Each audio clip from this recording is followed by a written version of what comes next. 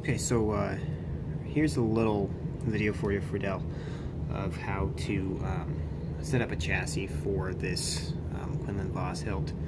So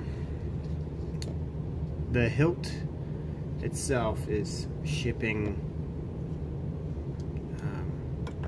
like this, basically.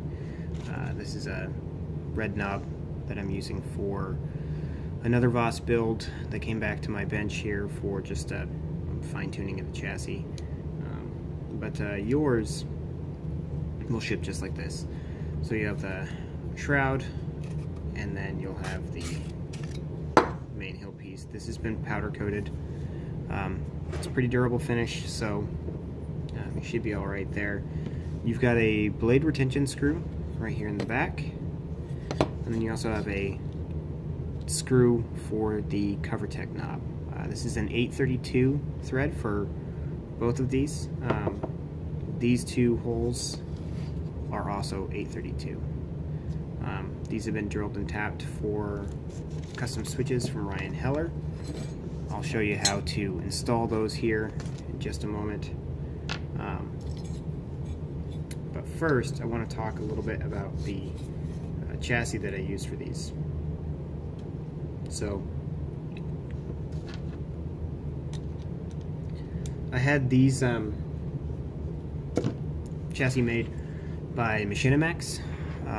He's got a store on Shapeways with a few blaster part pieces, and this chassis, I'll provide a link for that in the description. So this is how it's going to come from Shapeways in the white, and this is more or less how I have it all designed to be assembled. So you notice there's 3 momentary switches here.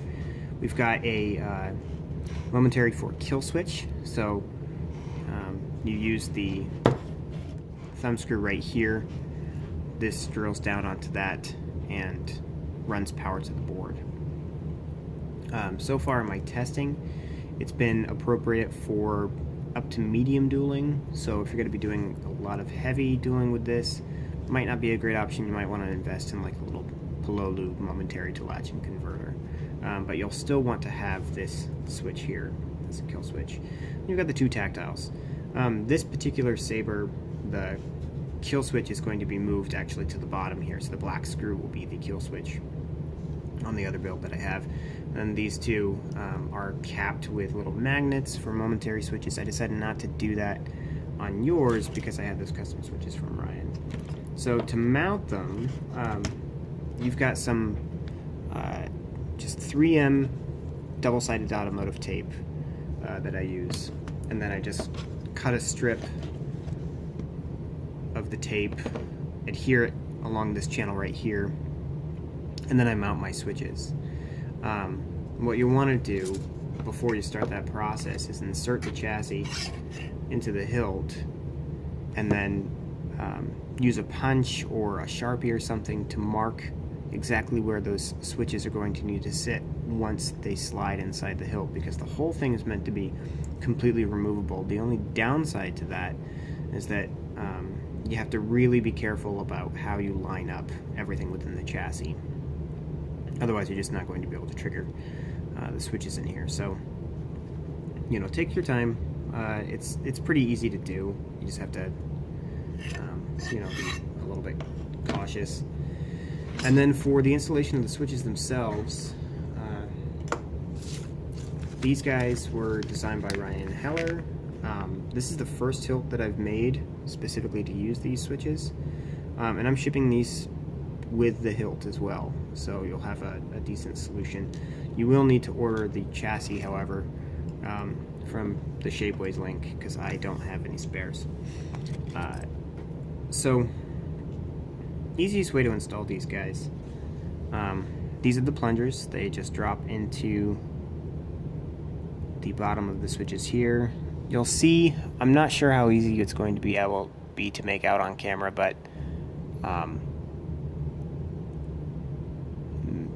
there's a tiny little lip right here where that stops up against the hilt. So to make them fit, I opened up the shroud hole just a little bit so that you can properly screw those in without bumping into the wall of the shroud. And that gives you a little bit more plunger depth so that you can get a good contact on the switches underneath. So to install them, it's kind of fun. I like to have a set of little tweezers or something, because threading them in by hand will really only get you so far. So kind of set up your tweezers like this, and then just screw them in very gently and carefully. Oh, unlike that. It can be done.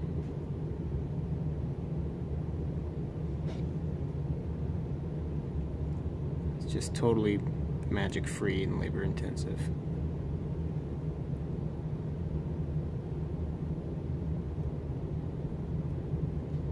And then what you can do to get the chassis out, obviously, these would normally provide a little bit of resistance, so you wouldn't be able to move the chassis in and out. This is kind of designed to be a set screw to hold the chassis in place. Once it's all lined up inside the hilt, this is going to sit more or less right on top of the LED heatsink can. So this will press down against that, and then you'll want two momentary switches right here, and then another kill switch down here at the bottom. That's why the other Quinlan Vos saber came back to me, is I wanted to change that configuration. So, but you'll notice once the switches are in there, they'll be backed by the mini tactiles underneath, so you just press on that plunger, and that will trigger the main and the aux switches. So to get them back out, you need to depress the switch just a touch, and then you can actually back these out. Again, the tweezers make this just a lot, much easier.